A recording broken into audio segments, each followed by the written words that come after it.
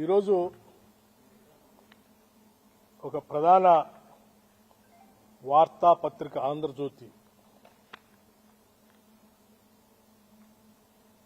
ఆ ఓనరు బహుశా చైర్మన్ అనుకుంటాను రాధాకృష్ణ గారు ఆంధ్రజ్యోతిలో తొలి పాలుకొని ఒక పెద్ద వార్త రాశారు.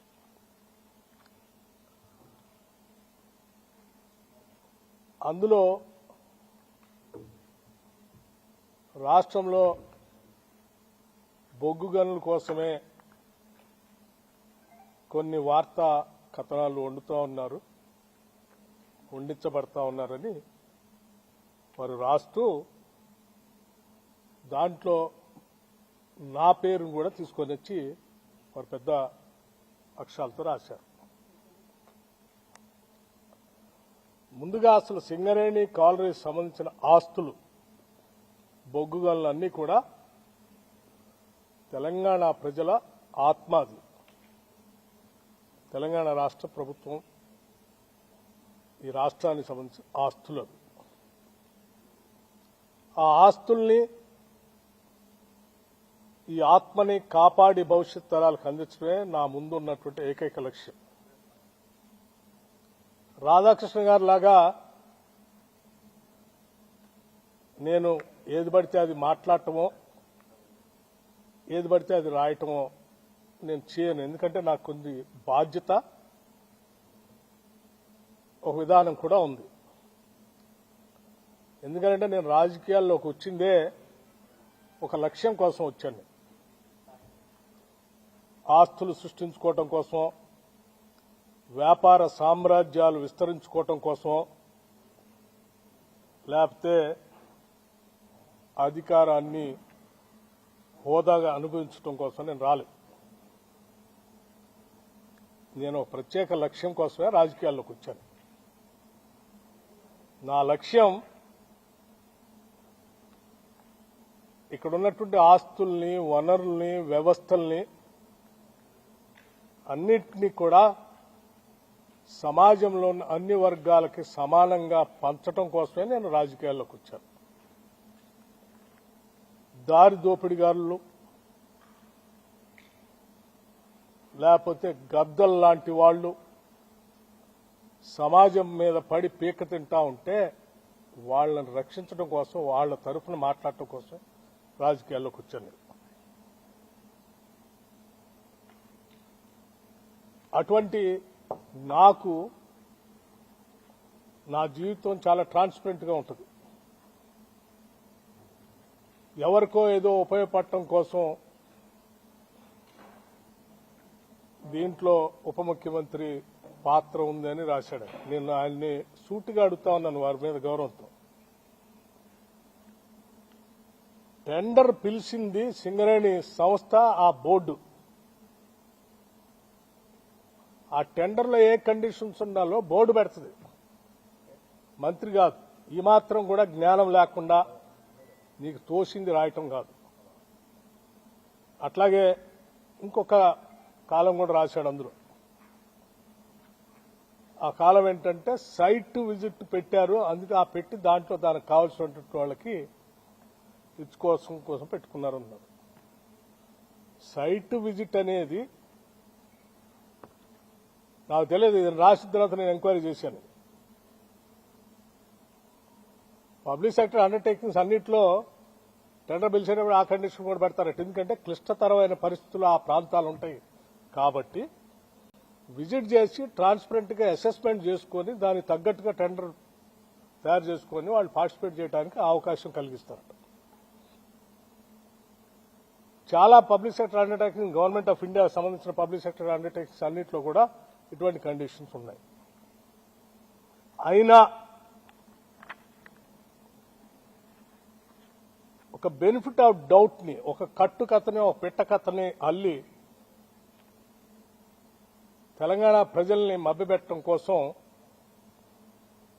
తను ఒక కథనం రాశాడు. కాబట్టి మేము నిజాయితీగా ఉంటామే కాదు, ఉన్నట్టుగా కూడా జనానికి కనపడాలి. ఆ ట్రాన్స్పరెన్సీ కూడా ఉండాలి. That is what I believe. నేను అది చదివిన తర్వాత నేను అందుకే మొత్తం ఆ కండిషన్స్ చదివి I seriously examined the entire thing. I have asked the Singareni management and the board seriously examining ఇటువంటి ఎలిగేషన్స్ వచ్చినప్పుడు ప్రజలకు స్పష్టత ఇవ్వాల్సిన బాధ్యత మంత్రిగా నా పైన ఉంటుంది కాబట్టి I have asked them to, I have instructed, not only asked, to cancel the tender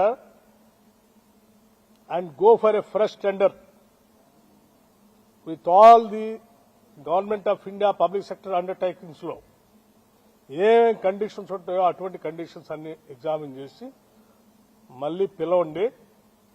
don't go by this same.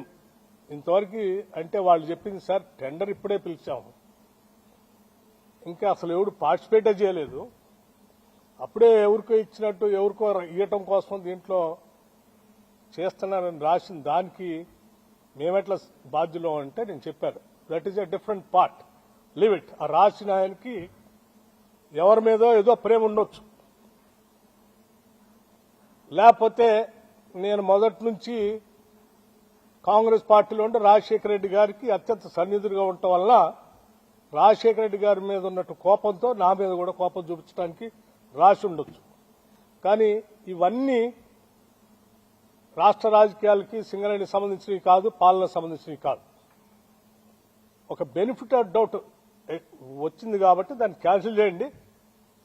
మిగతా విషయాలన్నీ కూడా నేను రాధాకృష్ణ తేల్చుకుంటాము. ఇది ప్రజలకు సంబంధించింది కాబట్టి ఇమ్మీడియట్ గా క్యాన్సిల్ ఇట్ అని చెప్పాను. I'm already instructed the Singareni board people to cancel it. ఇక రాధాకృష్ణ విషయానికి ఈ కట్టుకథ పిట్టకథ రాసిందని అన్నిటికీ అతను ఏ ఉద్దేశంతో రాశాడు, ఎందుకు రాశాడు, ఏ రాజకీయ ఉద్దేశం ఉంది, దాని వెనక ఎవరుండి నడిపిస్తున్నాడో అన్ని విషయాలు మళ్ళీ తిరిగి వచ్చిన తర్వాత నేను మొత్తం ఫుల్ ఫ్లెడ్జ్డ్ గా ప్రెస్ పిలిచి నేను మాట్లాడతాను. అప్పటి వరకు మాత్రం I just want to make it very clear to the people of Telangana that నేను ఈ బాధ్యతలో ఉన్నంత కాలం ఏ గద్దల్ని, ఏ దోపిడీదారుల్ని, ఏ వ్యవస్థీకృతమైనటువంటి క్రిమినల్స్ ని తెలంగాణ ఆస్తులపైన కానీ తెలంగాణ వ్యవస్థలపైన కానీ నేను పడనేను. I will be keep protecting those things. I will stand for that. Thank you sir. ఇది సింగరేణికి సంబంధించి అందుకే అన్నాను నీకు లేకపోతే మిగతా మీడియా సంస్థకి మీ ఇద్దరి మధ్యన ఏ సంబంధాలు ఉన్నాయో, ఏ వైరం ఉందో అది మీ ఇద్దరు తెలుసుకోవాల్సింది. మీ ఇంట్రెస్ట్ల కోసం రాష్ట్రాన్ని, పాలనని, ప్రభుత్వాన్ని, అందులో అధికారుల్ని, మంత్రుల్ని లాగుతామంటే చూస్తూ ఊరుకోవడానికి ఎవరు సిద్ధంగా లేదు. ఈ ఆత్మగౌరవంతో బతుకుదామని, బతకాలని, ఆత్మగౌరవం లేకుండా ఈ సమాజాన్ని దోపిడీ చేస్తూ హింసిస్తున్నటువంటి వర్గాలకు వ్యతిరేకంగా నిలబడి ఆ వర్గాల ఆత్మగౌరవాన్ని సాధించి పెట్టడానికని రాజకీయాల్లోకి వచ్చా. I also live with the same self respect. I don't bend for anything. I stand for that. అమ్మా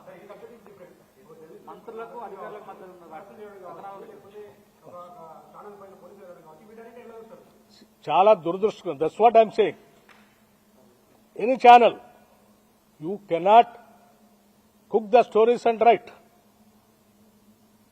You don't have any right to spoil the image of other individual personalities. You cannot assassinate. What right do you have? After cabinet, yes. Now I have to rush to the Khammam and Amma. మా మంత్రులందరూ ఒక్క నిమిషం, మా ముఖ్యమంత్రి గాని మంత్రులు గాని ఈ రాష్ట్ర ప్రజల విస్తృత ప్రయోజనాల కోసం పనిచేస్తూ ఉన్నారు. నీ అవసరాల కోసం వీళ్ళ మధ్యలో ఏదో కట్టుకథలు సృష్టించి విభేదాలు సృష్టించడం కోసం నువ్వు ప్రయత్నం చేస్తే నువ్వే విజయం సాధించలేవు. నీ చిల్లర కథనాలకి భయపడేవాళ్ళు ఎవరు లేరు. అది తెలియదు చెప్తారు అది కూడా అమ్మా. ఎవరన్నది అది పేరు చెప్పండి. ఎవరన్నది ఇది ఎవరు రాసింది ఎస్. మరి ఆయన ఏడ కూర్చొని విన్నాడో ఏడ చూసి రాశాడో నాకు తెలియదు. అది కూడా అడుగుతాను. Question of my self respect. నేనేం గాలికి రాలేడు దాకా 40 సంవత్సరాలు సభలో సభ బయట పోరాటం చేస్తూ ఈ సమాజం కోసం అడ్డంగా నిలబడి పోరాటం చేస్తుంటుంటాడు. నీచ నికృష్టపు దిగజారిపోయి రాజకీయాల కోసం ఇటువంటి కట్టుకథనాలను సృష్టించడం లేకపోతే వాటిని స్ప్రెడ్ చేయటం చేసే అంత వీక్ క్యారెక్టర్ కాదు బట్టి విక్రమార్క.